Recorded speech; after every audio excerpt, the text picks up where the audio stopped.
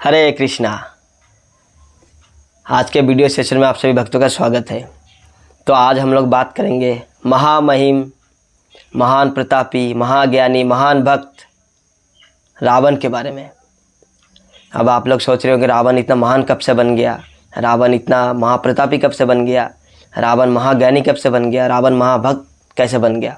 बिल्कुल ये सब कुछ है, ये मेरे शब्द नहीं है।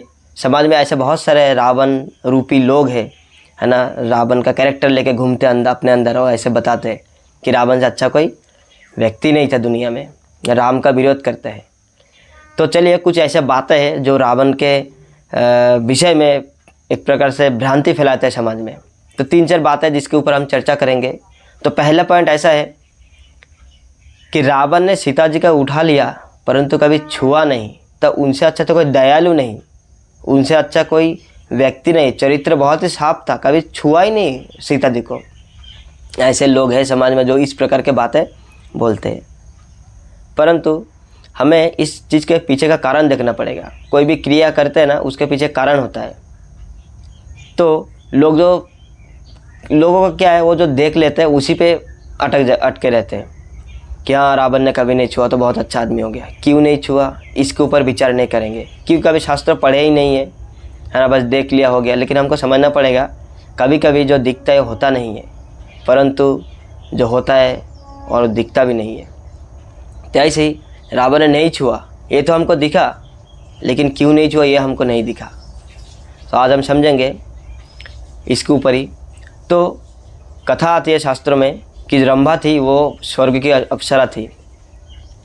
उसको एक बार रावण ने बेसिकली शारीरिक संबंध बनाने के लिए उसके ऊपर आक्रमण कर दिया। तो रंभा जी ने मना किया कि नहीं नहीं, मुझे मत छुओ, मैं तुम्हारा एक प्रकार से आपके भाई के लड़के का पत्नी यानी बहू हूँ। रंभा कौन थी? रंभा थी नलकुबेर जो था, नलकुबेर की बीवी रंभा, और नलकुबेर था कुबेर का लड़का, यानी कुबेर का बहू था रंभा। कुबेर रावण आपस में भाई भाई ऐसे संबंध थे। तो अपने बहू के ऊपर रावण ने आक्रमण कर दिया। तो ये किस प्रकार का मानसिकता। एक तरफ तो हम कहते हैं कि सीता जी को नहीं छुआ, कितना बढ़िया मानसिकता, फिर वही व्यक्ति उससे पहले कैसे रंभा यानी अपने बहू का कैसे छू लिया, तो हमको सोचना पड़ेगा। तो हुआ क्या, जब रंभा जी के साथ इसने ज़बरदस्ती शारीरिक संबंध बनाए तो रंभा तो लेडी थी, महिला थी, कुछ कर नहीं पाई। अपने पति से कंप्लेंट किया कि ऐसे ऐसे रावण ने किया। रावण बहुत ही शक्तिशाली था, बहुत पावरफुल था। जिस प्रकार आजकल हम लोग देखते हैं समाज में इतने नेता लोग इतना पावरफुल है ना, शक्तिशाली है कि वो कुछ भी कर सकते हैं, लेकिन लोकल पब्लिक अच्छा होकर भी कुछ बिगाड़ नहीं सकता। तो ऐसे सदियों से ऐसा चल रहा है, हमेशा से ऐसा चल रहा है। लेकिन हमेशा राम भी आते हैं, हमको याद रखना पड़ेगा। तो जो भी हो, उसके बाद नलकुबेर कुछ कर नहीं सकता था, हमारे जैसे पब्लिक थे, उसने अभिश्राप दे दिया। यही एक चीज़ कर सकते, जैसे हम लोग बद्दुआ देते हैं ना, इसके अलावा हम कुछ कर नहीं सकते। हम देखेंगे कि बहुत सारे गलत चीज़ हमारे समाज में होता है, हमें कानून से हमें मदद नहीं मिलता है ना। जो गांव के मुखिया, गांव के प्रधान, सरपंच मिलके बहुत सारे घोटाला करते हैं, लेकिन हम लोग क्या कर लेते हैं, हम लोग बैठे रहते चुपचाप। हम सिर्फ बद्दुआ दे सकते, अभिशाप दे सकते। इस प्रकार नलकुबेर ने भी अभिशाप दे दिया कि हे रावण, आज के बाद अगर तूने किसी भी महिला को, किसी की भी पत्नी को, किसी भी स्त्री को उसके बिना परमिशन के छुआ तो तेरे 10 के 10 सिर जो है वो फूट जाएंगे, टूट जाएंगे, बिखर जाएंगे। ये अभिश्राप जो है रावण को लग गया था। और रावण इसीलिए कि कभी भी इन फ्यूचर किसी भी महिला को, स्त्री को उसके विरुद्ध नहीं छुआ। तो सीता जी का जो अपहरण उसके बाद ही हुआ था, इसीलिए सीता जी भी उन्हीं में से आती है। अगर सीता जी को छू लेता तो वो रावण मर जाता। तो यहाँ पे रावण जो महान हुआ या फिर डरपोक हुआ, ये विचार आप लोग कीजिएगा। हम जो बताते हैं रावण महान था, महान नहीं था, रावण डरपोक था और मरने से भय से नहीं छुआ। और जो लोग ऐसे बताते हैं कि रावण महान था, वो लोगों को ये बात सुनना चाहिए, समझना चाहिए और विचार करना चाहिए। अच्छा, इसीलिए रावण ने नहीं छुआ। हम तो अभी तक तो रावण को अपना दादाजी मान रहे थे, है ना, अपना आइडल मान रहे थे, आदर्श मान रहे थे, है ना। तो इसका मतलब हम एक डरपोक आदमी को अपना आदर्श मान रहे थे, एक गलत आदमी को, रेपिस्ट आदमी का आदर्श मान रहे थे। ये विचार करना जरूरी है।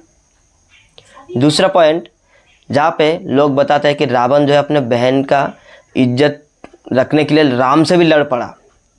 ये बहुत अच्छी बात है, इसमें तालियां तो बनती है कि कोई व्यक्ति अपने बहन के लिए इस कदर लड़ सकता है। अच्छी बात है, फिल्मों में देखते हैं, हम गांव घरों में भी देखते हैं, अपने परिवार के लिए लड़ते हैं लोग। लड़ना भी चाहिए, अच्छाई के लिए लड़ना भी चाहिए, परंतु हमें ये देखना पड़ेगा कि रावण का जो बहन थी शूर्पणखा, उसका नाक काट दिया था लक्ष्मण जी ने।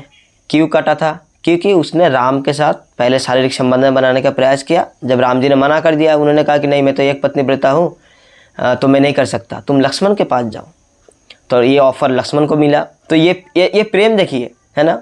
अब कोई बोल सकता नहीं, शूर्पणखा तो राम से प्रेम करती थी इसीलिए गई थी। तो फिर अगर राम से प्रेम है तो जैसे राम ने कहा लक्ष्मण के पास जाओ, कैसे चली गई? तो उनको बोलना चाहिए नहीं, मैं तो आपसे ही विवाह करूँगी, मुझे आपसे प्रेम है। नहीं, इसको छोड़ कर दूसरे, है ना। आजकल हम लोग देखते हैं ऐसे बहुत समाज में हो रहा है ना। एक मतलब छोड़िए वो सब, है ना, 3-3 4 लेके घुमाते हैं, बल्कि घूमते नहीं, 3-3 4 के एक साथ घुमाते हैं। तो ये सब शूर्पणखा का कैरेक्टर है और कुछ नहीं है।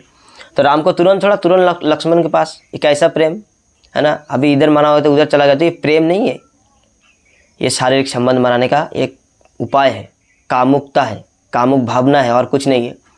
तो लक्ष्मण भी ऐसा चरित्र का सीधा साधा, है ना, चरित्रवान। काट दिया नाक, हमसे संबंध बनाएगी, काट दिया नाक।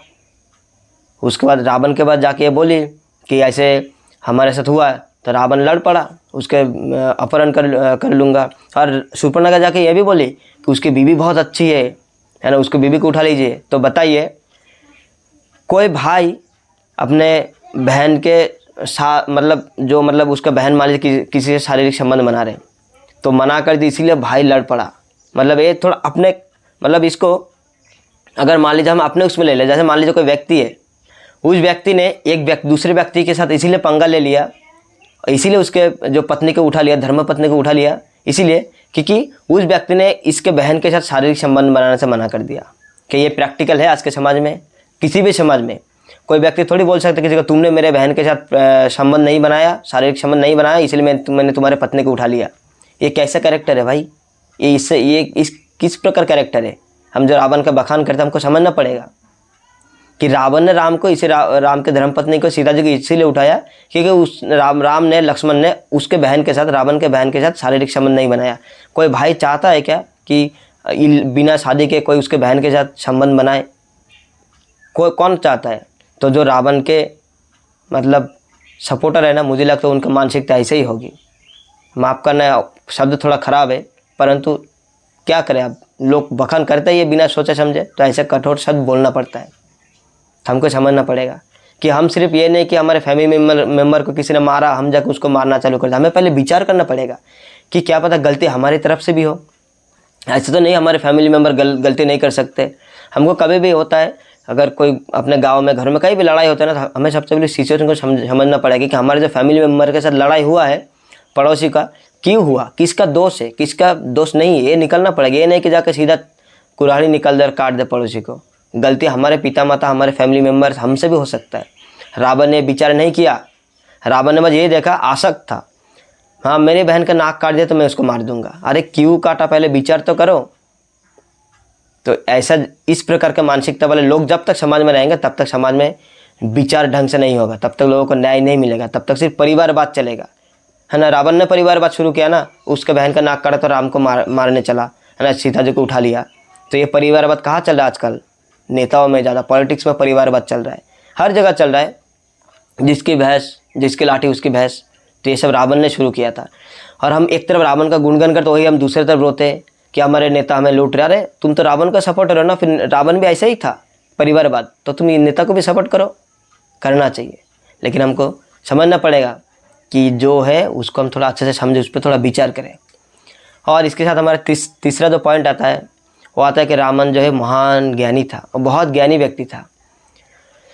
तो देखिए, ज्ञान से जो है ना भक्ति का कोई लेना देना नहीं है। ज्ञान सिर्फ भक्ति में थोड़ा सा आपको बूस्ट दे सकता है ना, थोड़ा सा और इंटेंसिटी बढ़ा सकता है, परंतु ज्ञान ना होना, है ना, और होना दोनों ही बराबर है अगर आप भक्ति नहीं कर रहे तो।